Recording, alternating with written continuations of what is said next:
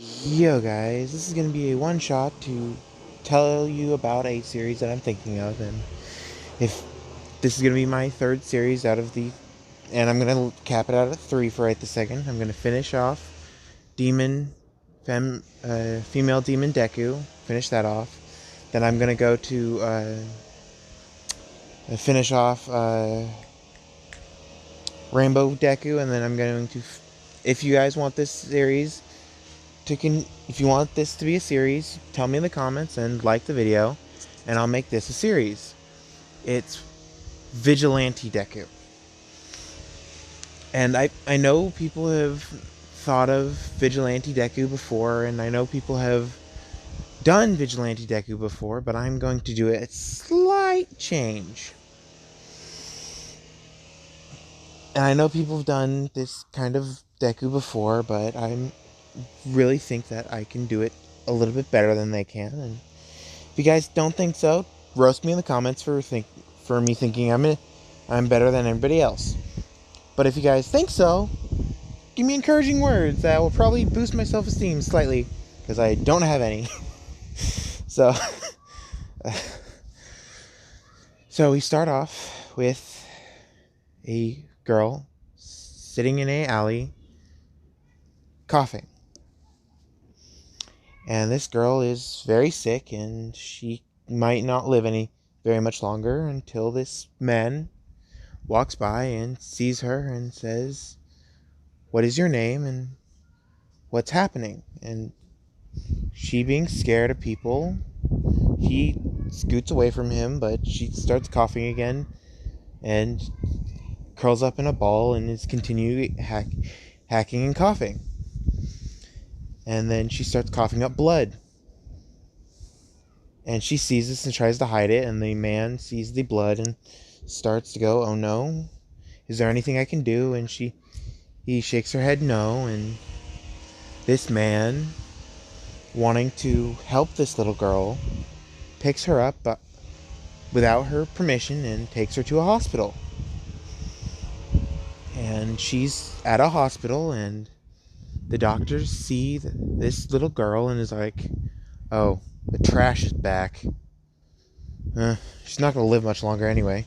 And this man hears this and starts to get pissed off and "Why isn't she going to live much longer? What's wrong? If you can't tell her what's wrong, then tell me." And they're like, "You don't want to deal with this trash. This trash is quirkless. And she has a genetic defect that's killing her." And he hears that she's quirkless, and he's like, "Oh, okay." So he picks her up and takes her outside and puts her in his car that's right outside the alley that she was in, and takes her home. When he gets to his home, he prompts her to go inside and sit on the couch. And she does, because she doesn't want to get hurt like everybody else did to her. But it's somewhat comforting that this man pulled her to the hospital and yelled at the doctors to help her. And she starts to trust him very slightly, but not very much. And he asks, "What's going on and can I help?" And she finally gets the voice to say, "No, you can't. I'm going to die soon." And he says, "I know you're going to die soon, but I'd like your death, if you die, to be as painless as possible." And she goes, "Thank you." And he, the next few months, he is taking care of her. And one day, she dies. But this isn't like a normal death for people. She dies, but her heart is still beating. So he sees that she's not responsive and takes her to the hospital, and the hospital says she's clinically brain dead. And the hospital says that her heart should have stopped beating around 11:30 this morning, but we don't know why it's still beating. The man says, okay, I want her on life support until she wakes up, or if her brain activity spikes up just a tiny bit, and if it does and her heart is still beating, then it goes out, then her brain activity stops again. You can pull the plug then. We go to a few days later, or we go to when Izumi died, and she wakes up and she's in a very, very, very dark room, and she looks around and sees this man. He's bald. He has a tattoo on him, and he has 3 weapons with him. 2 blades and an axe. And she asks who he is, and he says that he's the god of war, and that he has fought a war for his entire life and has finally died. And he's here to pass on his powers to a successor that will use his powers wisely and not abuse them like he did. So she's like, why choose me? And he goes, because you're the only one who has the knowledge, know-how, and potential to wield my powers correctly. And he said, I know what your society is like. I've seen it from your eyes and perspective. You are what they call a quirkless, and you are what they call useless. But with what you have in knowledge, what you lack in physical strength, you make up in knowledge. And I want to make it to where the lack in physical strength is not there anymore. And she asks, what is his name? And he says, my name has been lost to time, but I shall tell you this one time. My name is Kratos, the ghost of Sparta. And she shivers at the power of the name and asks, why did I just have a chill down my spine? And he says, names are powerful. Like Zeus, everybody knows is the king of the gods. But when you hear a Spartan's name, if they're not powerful enough, you won't have the effect of fear in them. I'm having you carry on my title as the Ghost of Sparta if you can survive my challenges. And she goes, okay, I'll take your challenges. And he says, okay, you're going to see my memories through this place. You're going to see my memories, and you must change the past. And she asks, what do you mean change the past? And he says, change it, and if you pass, you'll be brought back here. But if you fail, you'll forever be dead. Your heart will stop in the real world, and I will leave and look for a new successor. And she goes, okay, I will attempt it. So the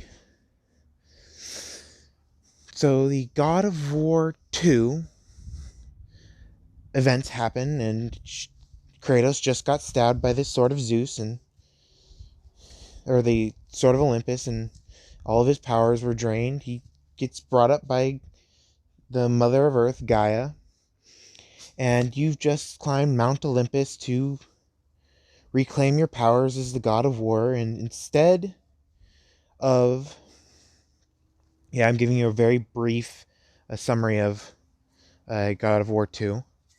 But instead of killing Zeus, you chop Zeus's arms off and say, you had no right to disavow me as a god. You could have punished me, but you shall not disavow people as gods, because no one god is supposed to be that strong. So Zeus, who's overhearing this, does not fear for his life anymore. Instead,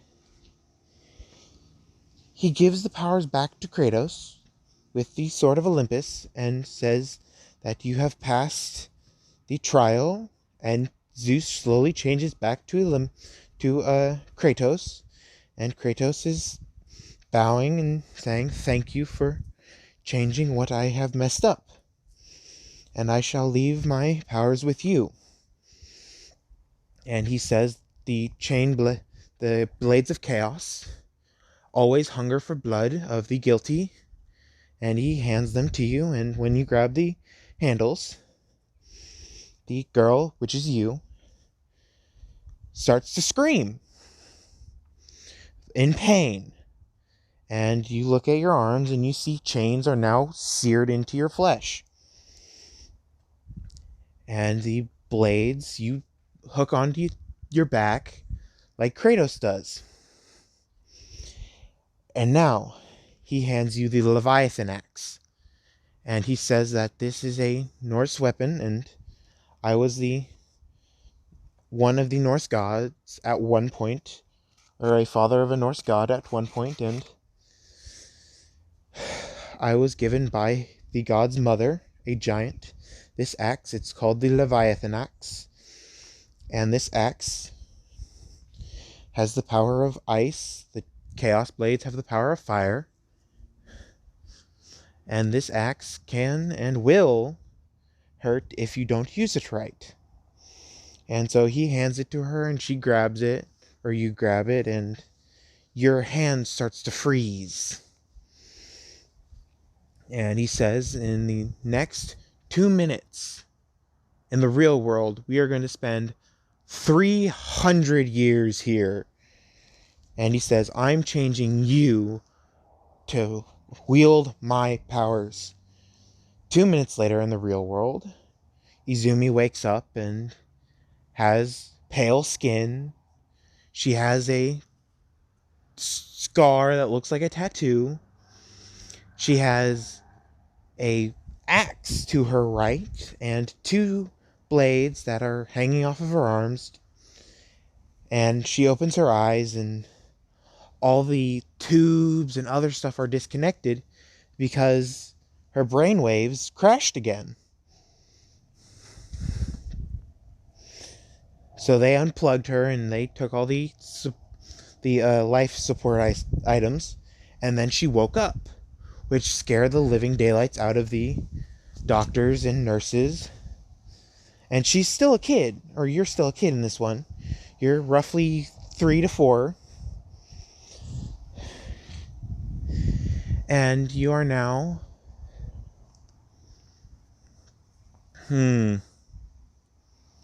You were 4 foot... No. Yeah. 4 foot. Now you're 5 foot tall. So now it's... The man gets a call saying that you're awake, and he rushes over and sees that you're awake, and you pass all physical health exams, and... What's this? You have a quirk? He calls the quirk doctor, and the quirk doctor runs in, sees the blades, the pale skin, the scar tattoo thing, and he immediately tests her for a quirk, or you for a quirk, and you immediately get the ding and okay of, you got a quirk now. And so you are excited, but still a little wary, because these blades, constant hunger for blood, and the Leviathan axe is constant hunger for battle. And that night you were messing with the blade and it catches fire, and you're like, oh, cool. And you're walking home and you hear a scream. And you look into the alley where the scream was, and this man is already driven home because you told him to drive home. You're going to walk to his house, and you heard a scream. Then you look into the alley, and the image of your father shows up. And you look down the alley and sees this vestige of your father, and you close your eyes, shake your head, look back, and you definitely see your father.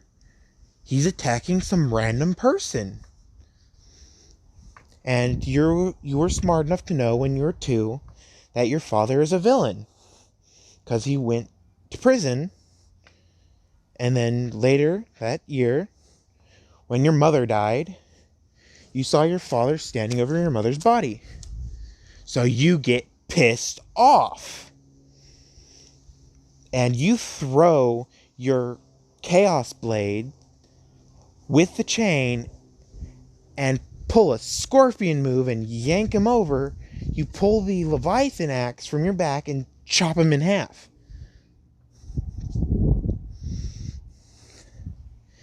And you immediately feel this anger subside, and you see what you did, and you start laughing, and you feel good about it. So you continue walking, and the Chaos Blades, while it was stuck in the corpse of your father, drank all the blood from him, and he looked like a shriveled up mummy after.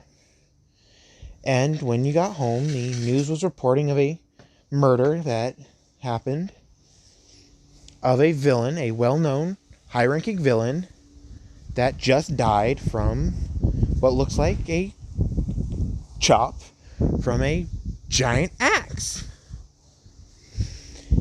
And the guy that took you in asked if you did this, and you say, yeah, he was my father, and he's a douchebag. And this guy looks at you and smiles happily, because he's also a vigilante, but he's quirkless. He's a quirkless vigilante, and no one knows he's quirkless. So he says, I'm going to train you to become a great vigilante. So we skip to when she's 18, and UA is a college in this one. So she's 18, she's running around, and all of a sudden her chain blades were on fire and then turned off while she's chasing after a villain. She sees that her chain blades turned off while she's running, and she goes, God damn it, Eraserhead, go the fuck away. And Eraserhead, who was hiding and turned off your fire to save this villain because he was on fire, appears out of nowhere and says, you're coming with me. I need you to come in and answer for your crimes. And she goes, who the hell said I was breaking the law? I'm killing villains. If I kill villains, they kill less people. If they kill less people, more good, innocent people survive. Like my mother. Glad I killed my freaking father. And you just run faster, and you're starting to get pissed off, so you pull the axe from your back and throw it and hit the villain in the spine. Yeah, this is going to be a very gory one. And Eraserhead can't keep up with your speed. You pick up the axe and drag the villain with you. And you're still running. And you get to Bodegaba Beach, and you stab the villain with both Chaos Blades. A few seconds later, you pull them out and run off. And Aizawa sees the villain drained of all its blood, and the symbol of the ghost of Sparta carved onto him.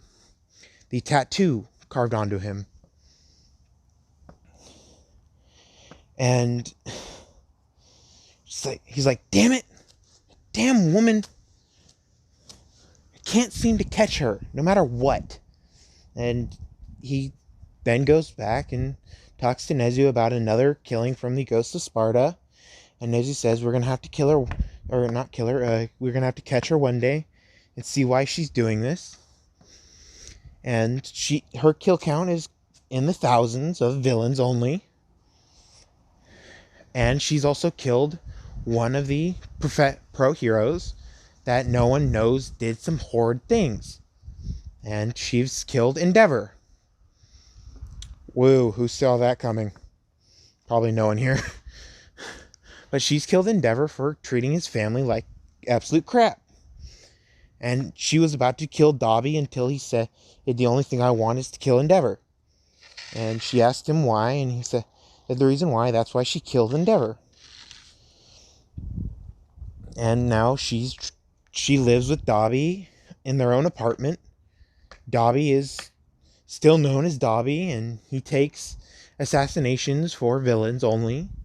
And she takes assassinations for villains only. And her code name for the police department is Ghost of Sparta. And his is his cremation, his quirk name. No, his is cremator. And they've been dating for like a month now, and she gets home and she said, "Hey, Dobby, I'm home." He goes, "Great, I made dinner." She goes, "Ooh, meat?" He goes, "Not today, sadly." He goes, "What do you mean? I didn't get paid today. The damn client backed out on me." And she goes, "If he wasn't innocent, I would have killed him."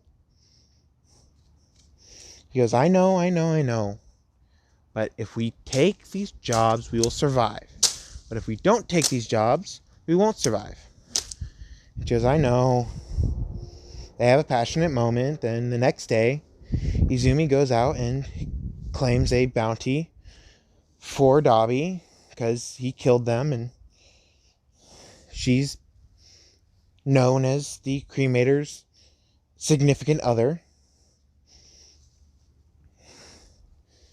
And Dobby asked, "Why is she so strong?" And she said, "I'm a god." And he's like, "No, really, why are you so strong?" And she's, "I'm literally a god."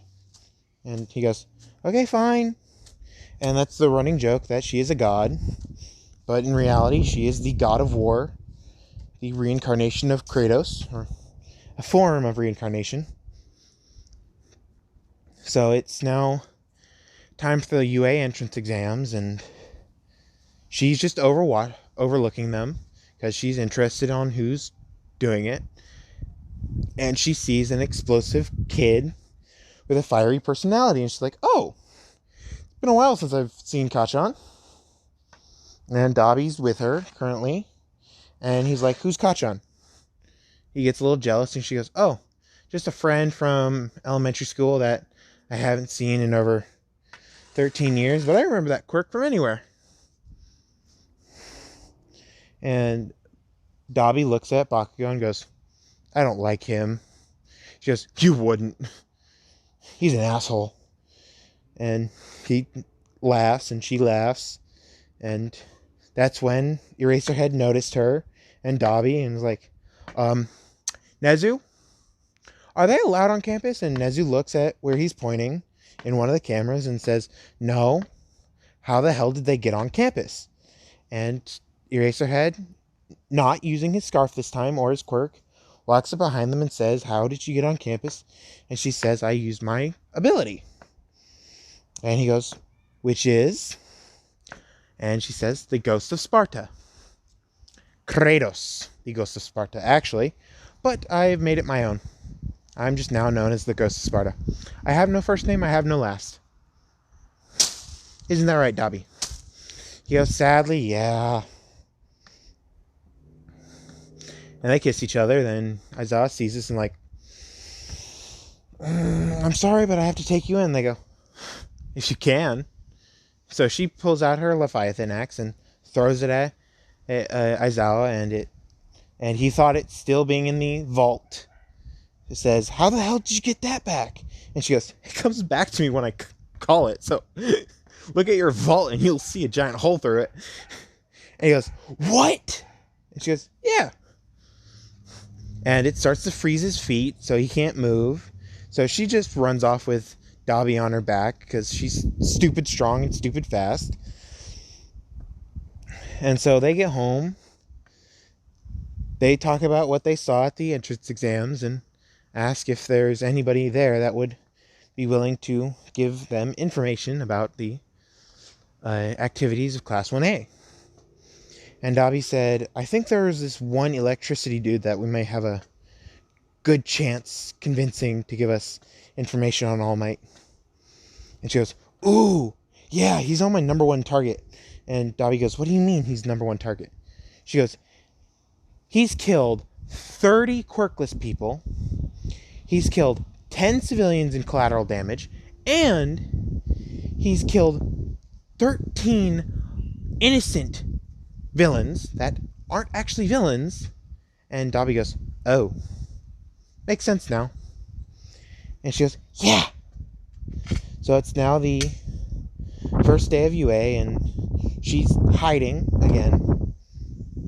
But she's hiding and watching All Might, and Kaminari, who's the electricity dude, gets a letter in his locker that says meet at Bodega Beach at midnight. And so he does, thinking that it's a crush, and he sees Dabi and the Ghost of Sparta waiting. And he walks up and asks, who are they? And she says, I'm the Ghost of Sparta, and him, he's a burnt chicken nugget. And Dabi punches her, saying, hey! By the way, my name's Dabi. And he goes, oh, so you're the vigilantes? And they go, yeah. If you call the cops, I'm probably going to have to hurt you really badly. But I suggest you don't call the cops. And he goes, okay, what do you want from me? And she goes, I want you to tell me whenever you have a activity with All Might, and keep me up to date on All Might's condition. And Kaminari says, what do you mean condition? She goes, the last time I fought All Might, I left him with a big wound. Well, I left him with a bigger wound than what he already had on the left side of his gut. And Kaminari, thinking that she's joking, is like, wait, what? He must be joking. And she goes, no. Ask All Might during class if he's been wounded and who wounded him. And Kaminari goes, okay, I will. So the next day, All Might walks in. I am here, walking through the door like a normal person. And Kaminari walks up to All Might and says, hey, All Might, I've searched up everywhere online, and I've seen multiple rumors of you having an injury. And I have a very good source that says you do. And All Might looks at Kaminari and says, young man, I've never been injured in a fight, ever. And Kaminari throws a ball at All Might's side where the wound should be, and he winces in pain at this. And he goes, really? You've never been injured before? And All Might is currently on the floor rolling on the ground. And Aizawa saw this and was like, oi! Don't do that again! But that's friggin' hilarious. And All Might is now rolling on the floor, dying of pain because of his side. And he walks to Recovery Girl, and he buffs down. And the entire school sees him buff down, by the way, because Kaminari is recording this and live streaming it at the same time. So he buffs down into Small Might and gets healed from Recovery Girl. So everybody in Japan knows that he's weak. The villains know that he's weak. Especially the Ghost of Sparta and Dabi. So it's now the League of Villains attack on the USJ in a month later. The villains have slowly been ramping up and getting more and more cocky. And they've been dying more and more from the Ghost of Sparta and Dabi. And Shigaraki, who doesn't know who Dabi is but knows who the Ghost of Sparta is, walks out of the portal and says, I am here to kill All Might. And All Might there being, haha, you can't kill me, I'm All Might. I'm the symbol of peace. And he goes into a cocky speech about how he's gonna live forever. And Kurogiri just says, Master, I'll get it. And he brings out the Nomu, and someone on the roof is now looking down and sees a good fight, and her daggers, the Chaos Blades, fire up, and Dabi's like, oh, no, you are not doing that again. And she goes, but honey, come on. And he goes, no, not without me. She goes, okay, you get the fodder villains. I'll get that guy. And he looks at the big Nomu and says, yeah, sure. So he climbs on her back and she jumps down. She lands in the hero pose. Yes, she landed in the hero pose. And All Might sees a pale woman, and he pales to the shade of a sheet. And Kaminari, seeing this, starts laughing his ass off. And everybody's like, what are you laughing at? And he's like, I found online that there was a fight between the Ghost of Sparta, and he points at the girl, and All Might. And he starts laughing even harder. And he says, apparently she's the one who gave him the wound. and everybody looks at the Ghost of Sparta, and she's currently with two flaming daggers in her hand. Well, basically daggers. Chains on her wrists, and a giant axe on her back. And she just dashes for the Nomu. And the Nomu, being as slow as All Might compared to her, is just completely obliterated by her. Cutting off arms, cutting off legs, bleeding a ton. It's like a boss fight for her. So when she finally stabs it in the brain, she flares the fire on the Chaos Blades, and the fire consumes the Nomu and destroys it, and the blades shine really hot fire and all of a sudden turn a slight shade of gold. And she pulls out the axe and starts beating the other villains upside the head with it and chopping off their heads when she gets the chance.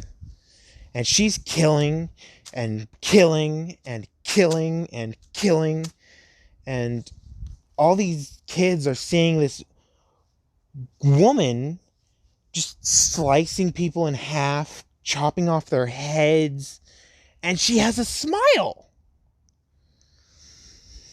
And all of a sudden they see a giant plume of blue fire, and they're like, oh god, is Dobby here? Or they say the cremator here, because the cremator is the only one who's had blue fire before, and Todoroki not training with Toya not seeing Toya train before, didn't know he had blue fire, and the only one who did is Todoroki's mom, Rei, and Endeavor, who's dead. And so it's time for the fabled meet. So she finally kills the last villain, and her axe freezes over. Then the ice shatters, and she sees some more silver on it than originally, because she's fought enough with it to level it up. The Chaos Blades have leveled up to level 2, because she's killed a lot of villains with them. And it's now time for the second fight between the Ghost of Sparta and All Might. And All Might, not caring anymore, he drops his facade of the number one symbol of peace in front of these children and runs and punches her straight in the face, trying to kill her. And he's not saying the symbol of peace words like, I am here, have no fear, or there's no need to fear. He's saying, die, you villain. He's acting like Bakugo. And Bakugo, seeing this, his image of the symbol of peace shatters. And everybody's like, why is All Might acting like Bakugo? And Bakugo, seeing how he acts to other people, he breaks down and starts crying. And at this point, Izumi is supposed to be dead on the ground from how many punches she took from All Might. And she gets up and she starts laughing. Her eyes start glowing bright green. Her scar that looks like her tattoo that looks like a scar starts glowing bright red. Her Leviathan axe glows blue. Her Chaos Blades glow red. And she has what looks like a ethereal fire around her. And she starts laughing maniacally. And she's like, you're the fakest hero of them all. You're no symbol of peace. You've killed 38 quirkless people. You've killed 15 innocent people because they were apparently villains. And she says all of his crimes, and she says at the end, For the accused's crimes, I shall now sentence you to death. And at that word, everybody can't move. It's Stain's bloodlust binding ability. And she just walks up to All Might, stabs him in the side with one of the Chaos Blades, and the chain slowly releases, and she takes the other one and stabs him in the head with it. And she slowly carves it back, and his head's now split open, and he's dead on the ground. And she sees something within him, and she plunges her hand into him and pulls something out. And when she drops it on the ground, it forms into two gloves. And she sees this and is like, oh, so that's One for All's ability. Makes sense. So she picks up the gloves, and they're the Herculean lion masks that he uses for his weapons. And she has been trained with them before, so she picked it up and she starts using it, and she punches straight with them and sends out a giant gust of air that pushes everybody back. Except for Dobby, because she didn't want him to be pushed back, and she still has the ethereal fire around her. And Dobby walks up and places his hand on her shoulder, and she calms down. Slowly, she calms down. And when she's done, she hugs him and kisses him and says, that was fun. We need to do that more often. And he goes, you're such a psycho. And she goes, yeah. What's new? It's now time for the sports festival, and she sees all these fake heroes, and she wants to go down there and start a riot and have some more fun. And Dobby says, hold on. If we start a riot now, we have a chance of actually being defeated. And she goes, damn, you're right. When you're right, you're right. And she backs down and says, it would have been fun, though. He goes, I understand how you feel, but it's better to be safe than fun. Sometimes. She goes, true, but I still prefer fun over safety. He goes, I know. You have had your head chopped off before. She goes, yeah, that was fun, too. And he goes, why do I even try to calm you down? She goes, I don't know. So she then goes to her house with Dobby, and they watch the rest of the sports festival, and they see Bakugo has won the sports festival, but doesn't freak out like last time. So Shigaraki and Kurogiri did escape, because once they saw the Ghost of Sparta, they dipped. And All for One saw the news that All Might has been killed by the Ghost of Sparta and starts laughing maniacally. And Shigaraki and Kurogiri both say at the same time, well, she did our job for us.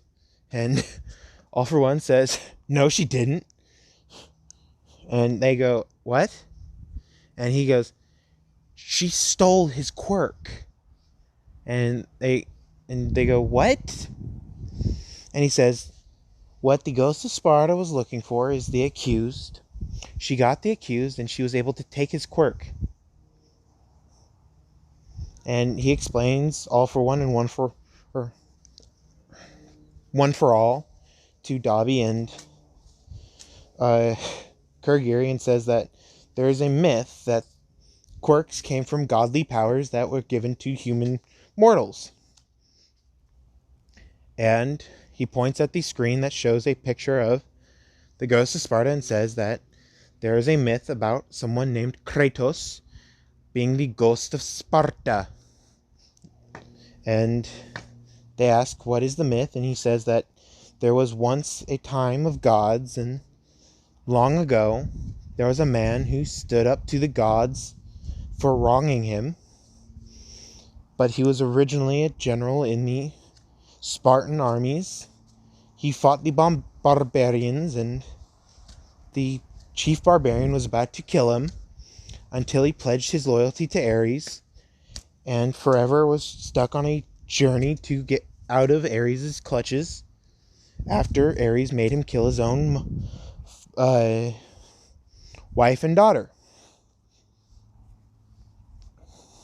So he tells the whole stories of Kratos and how he's gone through multiple worlds and eventually ended all gods themselves.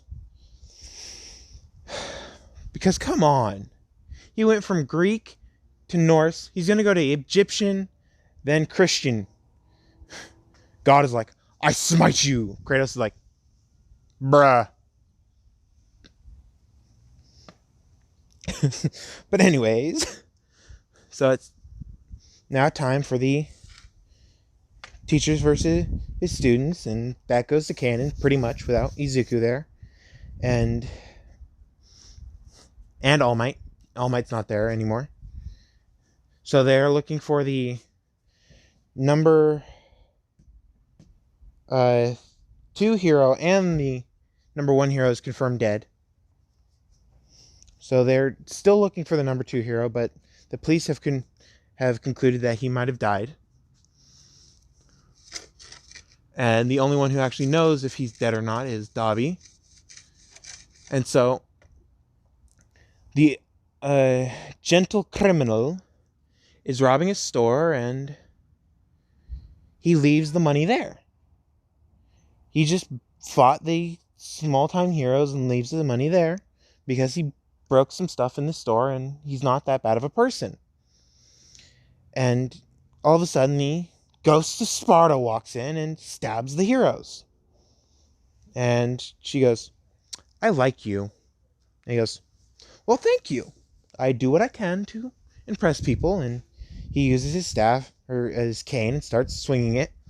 And she goes, can we borrow La Brava for a few videos? And his eyes widen and goes, maybe? What do you need her for? And she goes, I would like to use La Brava to get some information and to send out some videos to tell people my story and why I do what I do. And the gentle criminal, who's recording this entire thing with La Brava in a drone, says, I'm going to have to take that up with her, and if she agrees, I'll gladly help you with the entire thing, too.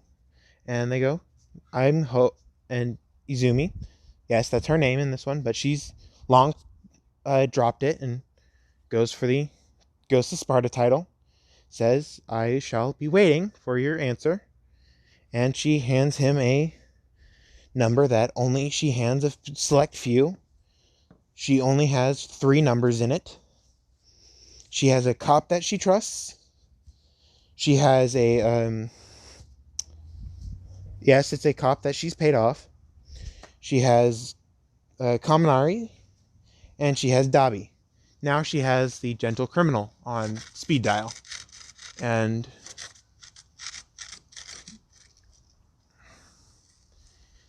so 24 hours pass, and gentle criminal gets back to them and says she'll do it on one condition. I help with the video. And they go, that's fine, we were expecting that condition. So meet us at Bodega Beach and we will do the recording. So another 24 hours pass, and it's now sunset at Bodega Beach, and Izumi is there waiting, sitting at the beach with Dabi, and she's in his arms romantically, and the gentle criminal walks up and says, how do you do? And they go, good. And La Brava walks up with her villain gear and says, I'm La Brava and I'm here to help. And they go, great. Can you just point a video at us, or shoot a video of us and post it on every news channel at the same time? And La Brava says, oh, that's easy. It's going to take a while, but that's easy. And they go, okay, thank you. And so they shoot the video. They are very, very serious about this, so they shoot the video, and she says that she was once quirkless, and then she had a god help her out with her abilities, and she shows that she is the ghost of Sparta reincarnate, and that the blades of chaos and the Leviathan axe are not humanly wieldable. And then Dobby gets on screen and says, my name was originally Toya Todoroki, but I go by Dobby and the cremator. To all you normies out there, it's now time for you to wake up and smell the roses, or in this case, the fake heroes. So, the ghost of Sparta and I, the cremator, or in some cases, Dobby, shall fix this world's injustice and help keep peace in this world. And they sign off with the traditional killing of a hero.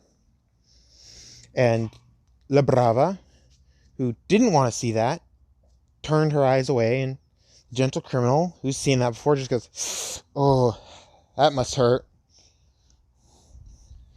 And they stabbed him in his head and pulled the knife back and said, this is what happens to fake heroes.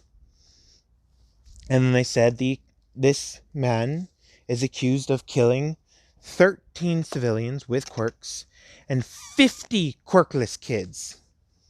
Children. They just got cued. They just got noticed that they were quirkless. And he killed them. He went up to the parents, paid the parents off, and then took the children home and killed them.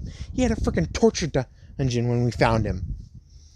And she's getting pissed off at this point, and Dobby goes up behind her and hugs her and says, it's okay.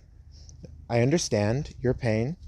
I was ridiculed for looking like I do. And he shows his hands and face completely and says, I am a ice user by blood, but I am a fire user by my quirk. And Ray, who was watching the news, started crying, and he says, Mom, I know you're watching this. Don't worry, Dad is dead. And my girlfriend, and he points at Izumi, or the ghost of Sparta, said is that the asshole was killed by the one I love, and I shall get you out of that prison that he left you in. And Ray starts bawling of how happy she is that Toya's not dead, and how that asshole betrayed her, and now he's finally gone out of their lives. So, all of a sudden, the ghost of Sparta and Toya show up at the mental institution where Ray is, and says, we are here to get Ray Todoroki out and take her home. And the people who are in this area, or in this building, say sure thing, and they're stuttering, and the security guard who is seeing all this pushes the silent alarm to call in a hero for help, and the hero that gets called in is Eraserhead, and Eraserhead shows up, and he goes, Ghost of Sparta, I know you're in there. Please come out silently with your hands up. And she goes, I'll come out silently. I won't come up with my hands up, and I will definitely not surrender. And he goes, okay, it's fine by me. I'll come in and get you out. And she goes, oh, no, you don't need to worry about me not coming out. I'm definitely coming out. And she comes out with Ray and Toya, and Ray is smiling slightly and talking with Toya, and the ghost of Sparta is just walking out with them. And Ray is asking Izumi what her real name is, and she goes, I don't have a real name anymore. I've long since abandoned it, and I've long since forgotten it because of what happened to me when I was little.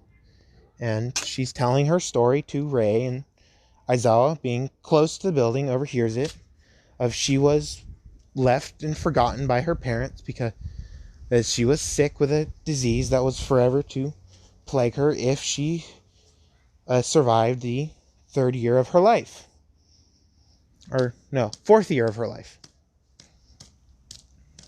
And she survived the fourth year of her life, and now it's been a blessing, not a curse, and she's the strongest vigilante known to date. And Rei's happy that Toya found love, and he's happy with what he's doing, but she scolds him for calling his father an asshole for her disrespecting him slightly, because at one point he was a nice, honest man, and Izumi says he was, until he was bent on creating the perfect love child because he couldn't find a way to beat All Might. And Rei says, yeah, he went off the deep end then. And Aizawa says, I have to take you in for the murder of Endeavor, All Might, and countless other villains. And she goes, I've only killed a few heroes, like 20, maybe 30, and I've killed over 3,000 villains, and I've also made sure I've done background checks on the heroes before I killed them. Yes, I did. You remember that guy executed on live camera? And he goes, yeah. That was the number 34th hero, and he was just going in it for money so he can buy off quirkless children that weren't going to be missed and kill them gruesomely in his basement. That was a torture chamber, and I have a picture. You want to see it? And he goes, yes, I would like to see this torture chamber, because I would like proof. And she goes, I just sent it to you. He goes, but you didn't pull out a phone. She goes, I have contacts. And he goes, oh, okay. Makes sense. So he gets a ding on his phone, and he looks at the picture and sees the gruesome scene in front of him of countless children being raped, beaten, clubbed, fingernails being pulled, eyeballs being pulled out, amputation without anesthetics or numbing agents. And it's just gruesome. So he finally is like, fine, I can't condone this action of him, and I shall not hold that kill against you, but I still need proof of the other ones. And I won't hold them against you, but I still will take you in because it's the right thing to do to take you in. And she goes, I'll go in when my job is done. I'll gladly go in when my job is done. Because no matter what, you can't kill me. And he goes, what do you mean we can't kill you? And she goes, I'm freaking immortal. And Dabi's like, yeah, she is. And Aizawa says, what do you mean you're immortal? And Dabi goes, literally that. She's immortal. Someone chopped off her head. She just grew a new one. Someone chopped off her arm. Stabbed her in the heart. Cut her body in half. She just grew new ones. Well, except for the heart. The heart regrew. What was there. Or what was left of it. And Aizawa was like, oh. So if we gas you, you'd survive. And she goes, there was a villain with a gas quirk, and I kind of died through that, but, oops. But I survived. He goes, oh, okay. I'll be right back. So after Aizawa confronts them, he starts getting constant messages on his phone until all of a sudden they stop. And these messages stop after it says the 3,595th villain's kill.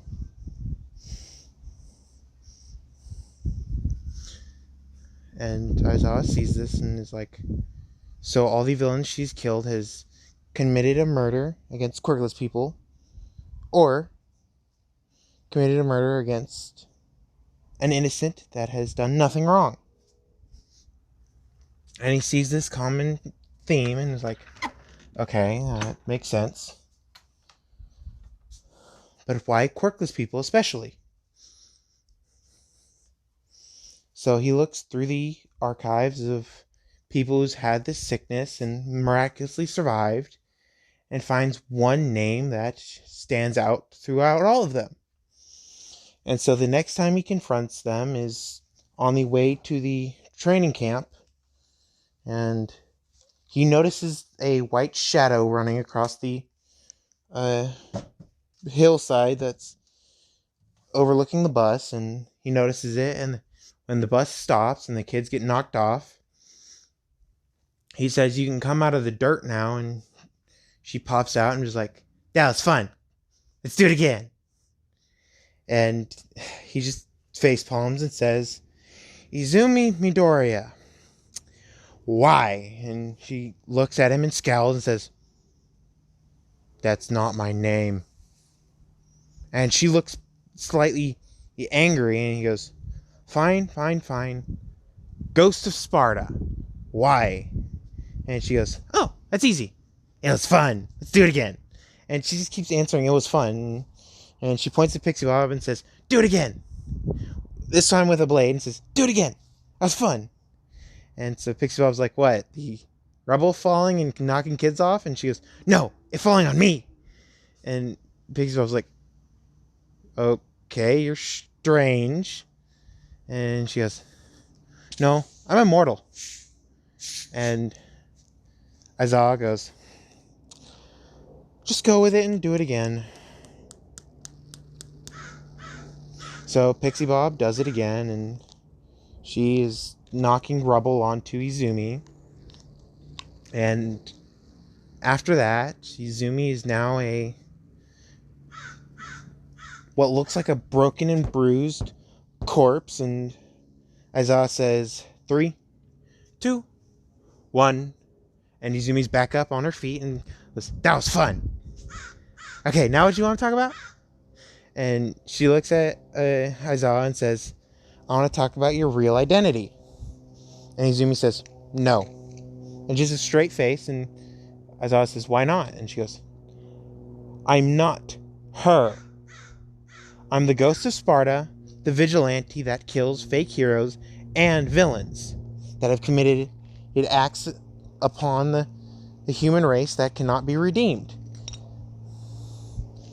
And then he mentions that your father, your biological father, and she goes, "I don't have a biological father." She spits that out with venom, and he goes, "Was murdered by the same way you murder villains." And she goes, "Yeah, my first kill was against a scumbag who sold their daughter off, who sold his own daughter off and killed multiple quirkless kids, including trying to kill her by selling her off to a mad scientist who gave her a illness that she couldn't survive from. But miraculously, she survived and became a vigilante."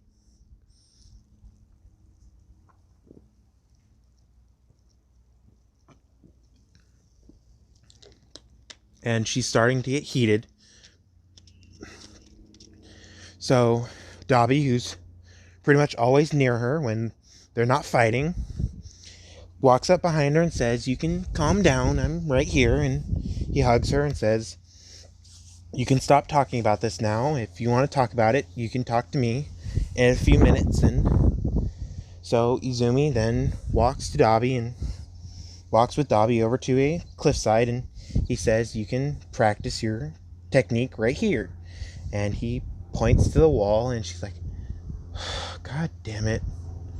And so she takes out one of the gauntlets that she picked out of All Might, basically, and she starts punching the wall and leaving giant craters into it.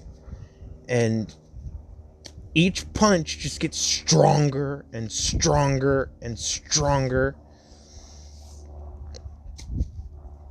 And Dobby walks over to Aizawa and says, "We need to talk in the bus," really loudly. When they get into the bus, they close the door, and Aizawa says, "Okay, now you need to tell me her story." And Dobby says, "I will tell you the story one time, and that's it. I have promised not to tell her story very many times, and I'm on my last time of the third time I can tell it. And if I say any more, the pact that I've signed with her, because she is a godly entity now, and Isaiah goes, "What do you mean a godly entity?" He says, "Everything that involves her, she can keep a track on." And Isaiah says, "What?" And she goes, "Yeah, I keep a track on everything that's said about me, including thought about me." Damn pervert Minetta. And Isaiah, knowing that Minetta is a pervert, goes, "What do you want with him?" And she goes, "I want to chop his face off." And Dobby says, "Yeah, she has a thing against perverts." So Isaiah says, "Understandable, but can you tell me her story?" So Dobby explains her story and then says that she met a man who saved her life and allowed her to be the strong, independent ghost of Sparta that she is today.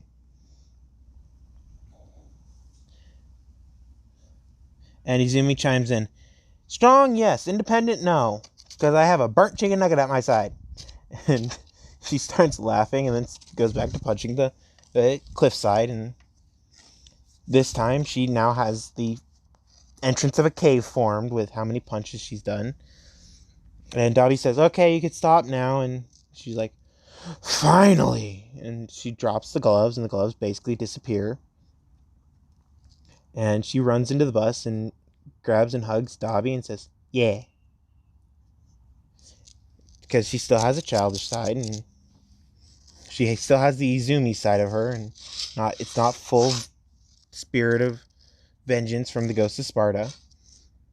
And she says, "My story is the longest and the ugliest story you could possibly get." And it goes a little like this. She started out on these streets after being tortured by a few for a year by a mad scientist, and she got the illness worsened. She originally had 5 years to live, and then she had only 3 from birth. So the mad scientist threw her out because she was going to expire soon. Then the man took her in and started training her. And Aizawa says, "Who is this man?" And she goes, "I still don't even know his name to this day. He just goes by Stain to everyone." And Aizawa goes, "You mean the hero killer?" She goes, "Yeah, that's him. And he only kills fake heroes." Aizawa says, "Okay, what are fake heroes?" And she goes, "You're the only true hero in UA." And, oh, no, let me rephrase that. "You're the only true hero that I know of that is in UA. I haven't done very much research on the UA teachers. I know that you've killed, and you only killed because it called for it, and you only killed a villain that was about to kill an innocent civilian." And he goes, "That should be secret. That should be classified." And she goes, "I have my ways to finding secrets out, and I respect your decision of killing the villain." He goes, Thank you, I guess." She goes, "You're welcome." And she goes, "Now that I've said my praise to you, I shall take my leave." And she grabs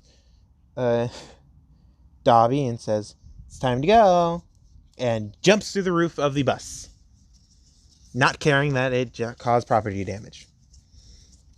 And she falls down the hill with Dobby on her back and lands in a hero pose and is in the middle of the group and asks, "Has anybody seen the stupid one?" And everybody's like, "What do you want with the stupid one?" And she goes, "I got some business to deal with him." And they all look at Kaminari and go, "What the hell did you do to get her pissed off at you?" And he goes, and he's stuttering at this point, and she grabs him by the collar and says, "We got some business to work out." And then she jumps off with Dobby still on her back. And they get up to the top of the mountain, and he goes, "Oh, I really hate you picking me up in the middle of class like this." And she goes, this is the one and only time I'm ever doing it. He goes, I understand. So what do you need?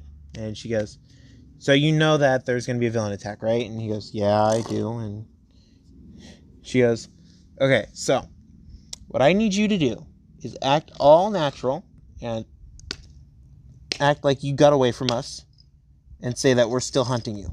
So we have an excuse to be here. And so they know that we're here. So Mineta would know that we're not actually here to mess around. God damn it. This damn pervert's still thinking about me. And Kaminari's like, how do you know? And she goes, I'm a godly being. I keep track of when people are thinking about me. And she's getting tired of people thinking about her when she doesn't want them to think about her. So she throws a rock down the mountain, and all of a sudden Mineta, who's at the training camp, gets hit in the back of the head with a pebble. And he goes, what the hell was that? And he looks behind him and no one was there, and like, what the hell? And then he starts thinking about the ghost of Sparta and how she may look underneath the pelts and stuff like that. And he gets hit in the back of the head again. And then he hears in the distance, stop thinking about me, you damn pervert! And Mineta is like, and everybody looks at him and is like, you just pissed off the ghost of Sparta? You dumbass. So it's now time for the training camp, and everybody goes as the canon. So they start the test of courage, and Izumi wanted to play a little prank on them, puts basically a dummy of her and Dabi in the middle of the path, and it's right out of the vision of the Class 1B students, so that no one noticed it until after the Class 1A students were walking down the path and saw it and started screaming. And everybody's like, damn, they must be failing really hard. So when they finally get to the end of the course, they run to Aizawa and say, run to one of the teachers and say, the ghost of Sparta, they're there. And like, nah, she left. And Kaminari's like, ugh. So he goes down the path and he sees the puppets. He freaks out at first and then looks again and is like, oh. It's just a mannequin. And he pushes it over, and all of a sudden Izumi's back behind it and goes, boo. And Kaminari yells and screams like a little girl, and Izumi has to hold her laughter, and she disappears into the forest and starts laughing her ass off. And Dabi goes, you're just like a child. And she goes, yeah, I am. I'm an immortal child. And he goes, yeah, sadly, you are. I wish every time you died, your mental state would age up a year. She goes, that would be boring. Everything would just get boring quickly. And he'd go, but he would understand the value of life faster. And she goes, nah. So she keeps on keeping on, and it's now the invasion. Oh, no, phone. Dang it. I scratched a little bit of my screen. Dang it. But it's now the invasion by the LOV, and Izumi is standing right where the LOV should be, and they ask her what is she doing here, and she goes, I'm here to kill villains that are here to hurt students that are trying to be true heroes. And they go, if you can even stop us. And Izumi at this point is just like, I don't care if I kill them or not. And so she just takes out her blades and starts chopping them to bits. And Toga, who starts to like this, says, can I join in your vigilante work? And Izumi says, how many civilians have you killed? And Toga says, there he goes, 43 civilians? 43 civilians? I didn't care if they had a quirk or not. And Izumi goes,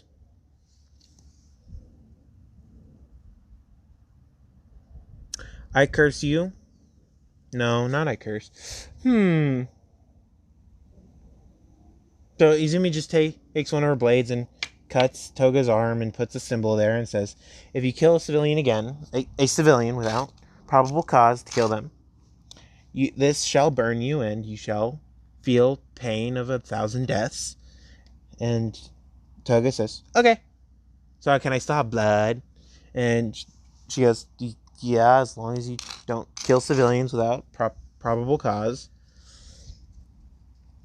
And it's a Nordic rune that she inscribed into Toga that is basically a curse to have them feel the pain of 1,000 deaths every time they do something wrong. So Toga joins them in their adventure, and she's called the blood crazed psychopath, and they have the cremator and the ghost of Sparta. And her band of misfits are just growing slightly more and more. And finally, the day comes of the licensing exams. And Izumi's like, I want to see how people react to Class 1A. So she's sitting on the roof and is looking down and watching, and all of a sudden she hears the voice of Mineta thinking about her again, and a giant boulder this time slams into Mineta, and he survives, obviously, because she didn't want to kill him.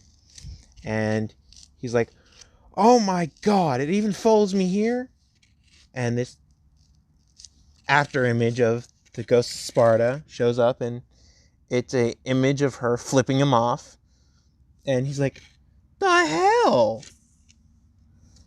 And everybody sees this and starts to laugh, because then they think, oh crap, the ghost of Sparta's here. And they call the heroes, and Aizawa shows up and asks what's wrong. And they say that the ghost of Sparta is here. And he goes, as long as you have not killed innocents, especially quirkless people, you're going to be perfectly fine in her eyes.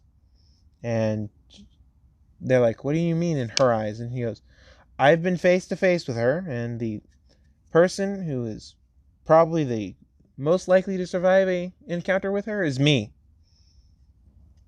And they go, why is that? And he goes, I know her backstory, I know her true name, and I know her more better than any other hero. And they go, what is her true name? And he goes, I have been sworn not to tell her true name, and I've been sworn a painful death of 1,000 deaths. And he says, and that's not a joke, and he shows the rune on his arm. I have been branded by her to not say her name or her story. And they go, you just have a scar on your arm. And he goes, yes, it's a scar, and if I even say one syllable of her true name, I shall feel the pain of 1,000 deaths. And they go, that's a bunch of baloney. And he goes, oh, really? Like how, and he points at Miss Joke and says, like how Miss Joke can make you laugh just by saying some random stuff while she's near you and activating her quirk. And they go, oh. Or, and he points at Bakugo, literally having explosions come out of your hands and you survive. Somehow. Works. And they're like, oh, okay. And they're like, we understand now. And he goes, exactly. I can't say her true name, but I can definitely tell you that she is listening to this conversation right now because we're thinking about her. And she shows up and be like, you called? And he goes, nope. Can you please go away? And she goes, no fun. And just poofs away, basically. She just vanishes. And he goes, when she's not on her job, she's such a child. And they go, wait, what? And he says that is the true identity of the Ghost of Sparta, a little 3-year-old child that wants just to have fun and to rid this world of its injustice and indecency. And they look at him and go, really? And he goes, yeah. And she shows up once again and says, definitely. And just disappears again. Dobby, who is now watching the news and sees that she's at the licensing exam, and the news reporters has shown up because a large grouping of heroes has shown up, and they're talking about the Ghost of Sparta. And apparently, whenever Aizawa says something about her, she shows up and agrees.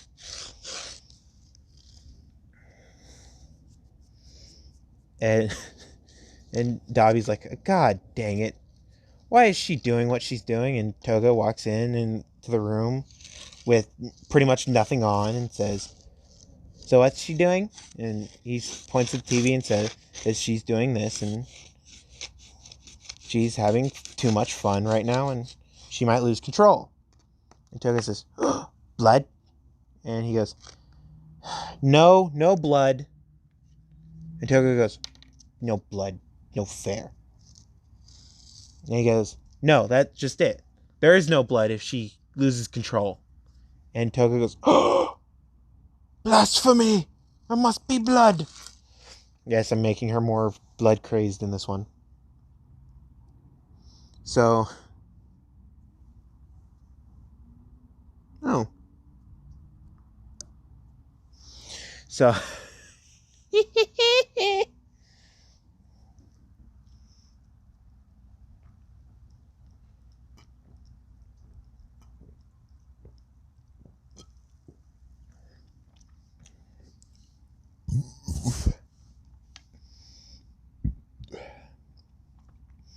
so Izumi tells Aizawa through a rune that she's carved onto his other arm to allow her to communicate with him telepathically. And she said to him, I'm overwatching the arena, and I shall protect the children if they get attacked by anything. And Aizawa says there's a test here that will be a fake villain attack. And she goes, okay, I understand, and I'll not act when that happens. And he goes, okay, and he fills in the rest of the teachers and says that they have a guardian angel, basically, of over their heads, and they all look up and saying, wait, what? And he says, if you look, you might lose your eyes. And he points at the scar, and he goes, there's many things in this world that we don't understand, and she does.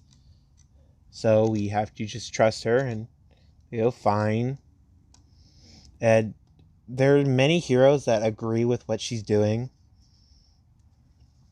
And whenever they see her, they just leave her alone. And Aizawa is starting to go towards that because he's figured her out. He's understood what she's capable of doing. So I'm going to end this one here. No, I'm going to keep going for a little bit. This is going to be the one shot for this series. And if you guys want this series, tell me and I'll make some tweaks if you don't. Okay? I'll just make it a new series. But I'm sorry for all you that really like the series that were originally going on. I'm still doing the subscriber specials because I don't think I'm done with that. I'll have to check. I think I just have the overhaul arc left on that one. But so it's now after that it's the internships, and Bakugo in this one passed. Todoroki didn't. Naomasa didn't.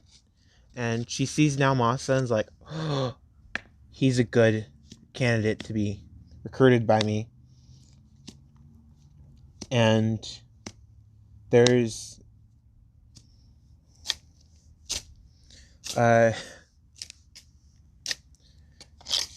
so it's the arc again, and this time Night Eye is searching for Izumi because he still thought All Might was all that and some more, and he was the true symbol of peace that was needed. And how Izumi told the story was completely wrong. They were casualties of unfortunate accidents after his exploits, and he's blinded by his love for All Might. But he still is a true hero in the eyes of Izumi because he has killed before and he's willing to continue killing villains only. So Mirio is being trained by Night Eye to somewhat hate Izumi, and Izumi is currently walking down the street towards the Night Eye agency and bumps into a little girl who's running away from somebody. And I haven't told you this, but her weapons are quirk resistant. So no matter what quirk you use on them, they will not be affected. And Overhaul, who is currently trying to catch Eri, walks up and says, "Miss, I need my daughter back." And Izumi starts laughing and says, "It's funny you actually think I respect you, Overhaul, but I don't really care." And she throws the axe and it hits Overhaul in the face faster than he can react. And he is now dead. And she says to the little kid, "Don't worry, I'm here." And she walks up to Overhaul and is holding Eri's head behind her. And she takes out one of the blades and stabs into Overhaul, leaving her mark of the mummified people. And it's now later that day, and a civilian walks into the alley and sees the bird mask on this mummified corpse and screams and calls the cops. And the cops get there and they see the dead body of a villain and see that it's the mark of the Ghost of Sparta. And they grab the axe and put it on the ground, and one of the cops says 3, 2, 1, and it flies off into the sky. And they're like, "God damn it, she needs to stop doing that." And at this point, the cops, some of the heroes, and some of the civilians want Izumi to stay as a vigilante. They don't want her to be controlled by the law. And including the police chief is like, "She's been doing really good work. She's been holding evidence. She's been showing the evidence and then being judge, jury, and executioner because she's found the evidence chain that completely links the convicted felon to the crime." So she's basically doing their job for them, and they can just relax a little, and they really should hire her as one of the police officers. But the police chief does not openly say this. So it's currently 3 days before the raid on Chisaikai, the Chisaikai mafia, or the Chisaikai group, and the heroes all gather together, and Night Eye says that our one lead into the Chisaikai, the boss, Overhaul, has been murdered by the vigilante Ghost of Sparta. And they all go, "Oh my god, she finally took care of him." Some of the heroes say that out loud, and others say that in their head. And the only one who did not say that or agree with it was Night Eye, and says, "She's a menace to society. We need to stop her." And the heroes agree just to save face, but they're all saying, "No, just let her run around. We don't care. She does our job for us."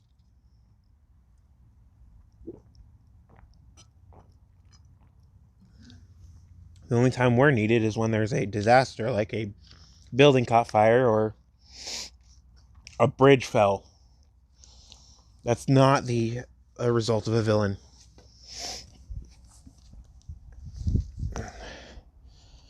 And then they think, "Oh wait, that's the firefighters' jobs. She's gonna run us out of business." So it's the time in for the raid, and they finally bust down the door and they find a trail of dead bodies through the hallway, mummified dead bodies with what looks like a wound in their face. And they search the bodies and there's absolutely no blood, and they're like, she did our job for us.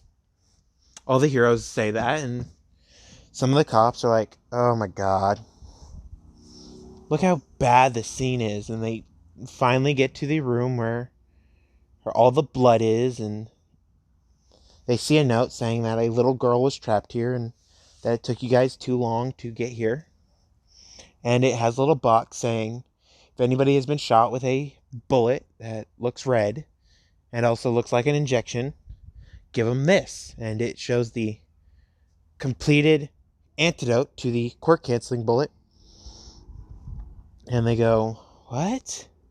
And it says on a second note saying that the bullets are quirk canceling bullets, and some of them are only temporary, but there is 10 out there that are permanent. So if your quirk doesn't come back within 2 days, give them one of these. Except for the people who've had casualties during their heroic deeds of saving people, or that innocents have been harmed directly from them. And the cops are like, we can't identify those people, but you can. They're mentally saying this, and all of them are. Because we can't look into their homes without warrants, and we can't have warrants without probable cause. But you just break all the rules that some people need to break. So you, and most of the cops are like, we're not going to go find her. We prefer her being out there on the streets. And other cops are like, we just like, just bring in one villain every once in a while, and we don't care. We don't care if you kill them after that.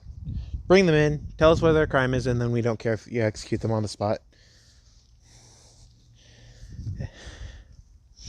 And the mindset of that is starting to spread more and more, until one day the Prime Minister of Japan says, I'm here to call upon the ghosts of Sparta to help us rid this great country of I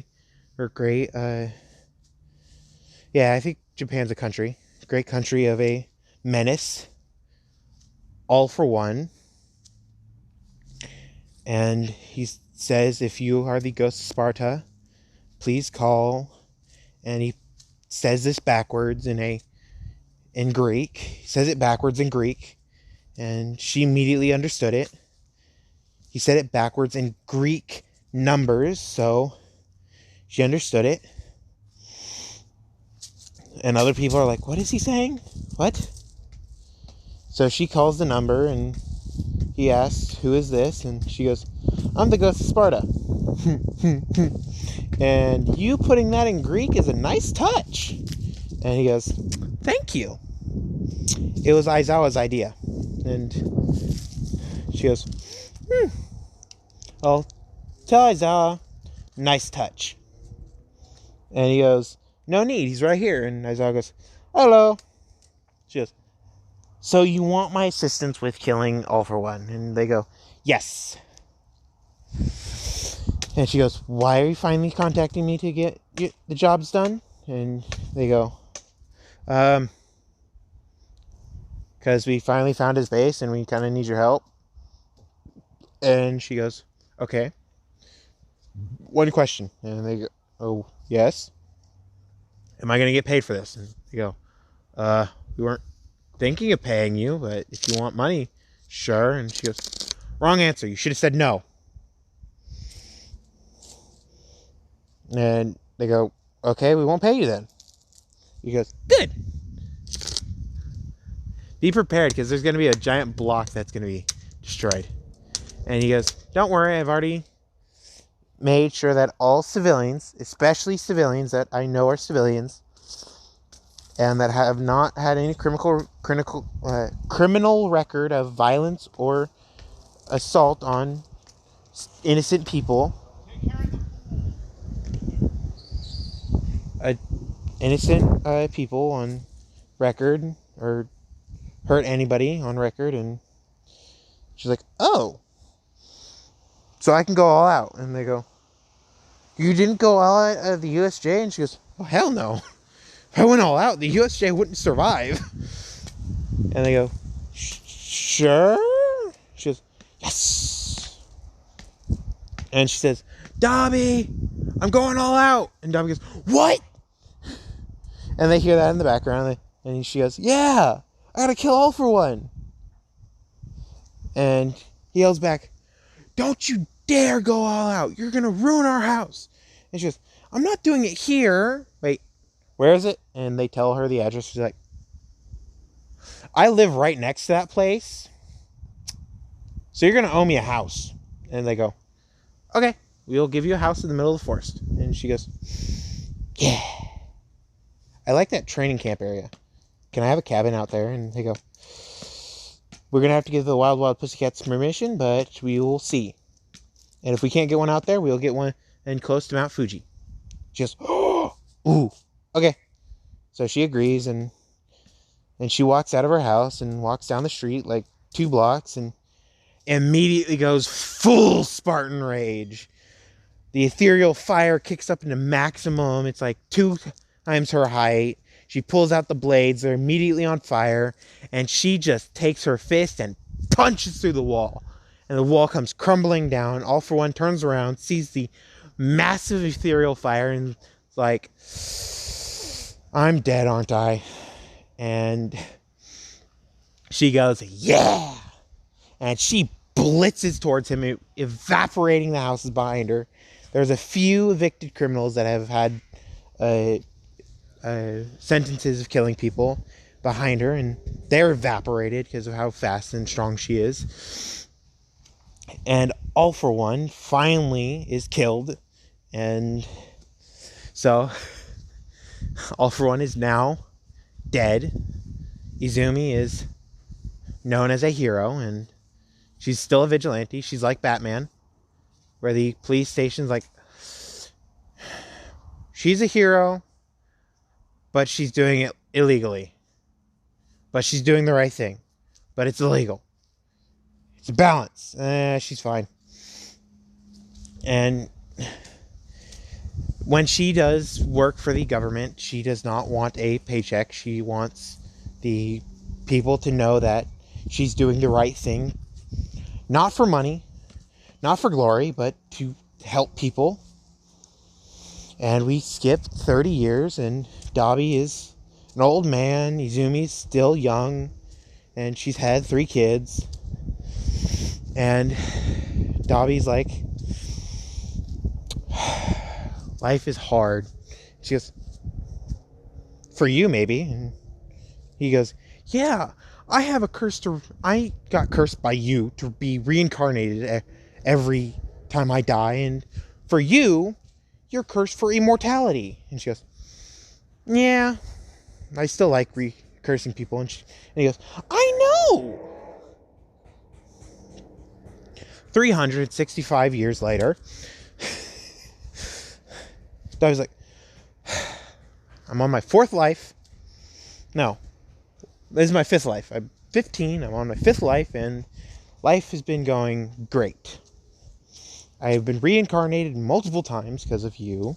And he looks at Izumi, and Izumi's still the buff Kratos looking girl. And if Kratos looked like a girl with green hair and green eyes, that's what Izumi would look like. And she goes, yeah. And he goes, I really wish you could have cursed me with immortality. She goes, I don't have the power to do that. Zeus does.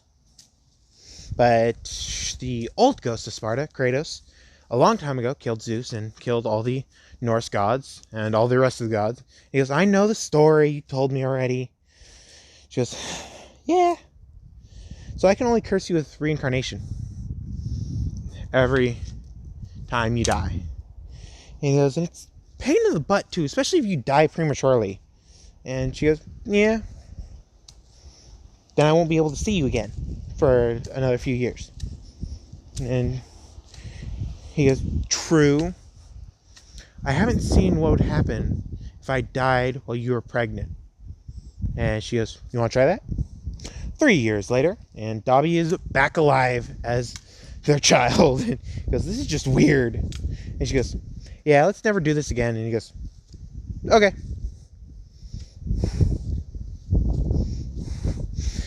So that's the end of this story.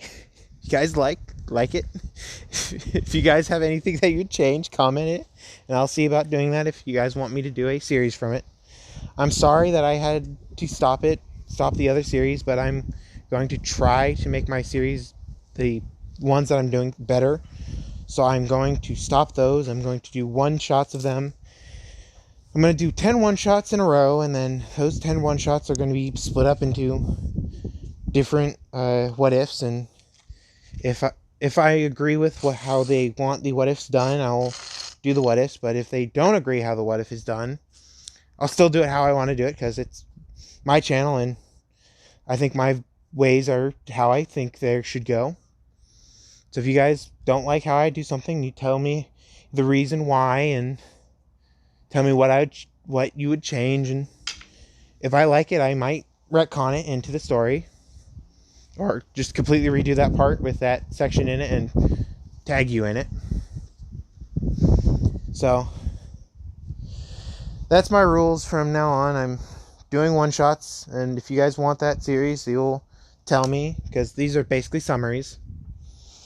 And if you guys don't like my summary, then you don't have to listen to the story. If you guys do like my summary, ask me in the comments to do it in a full series, and I'll do it as a full series. So, see you guys next time. Bye!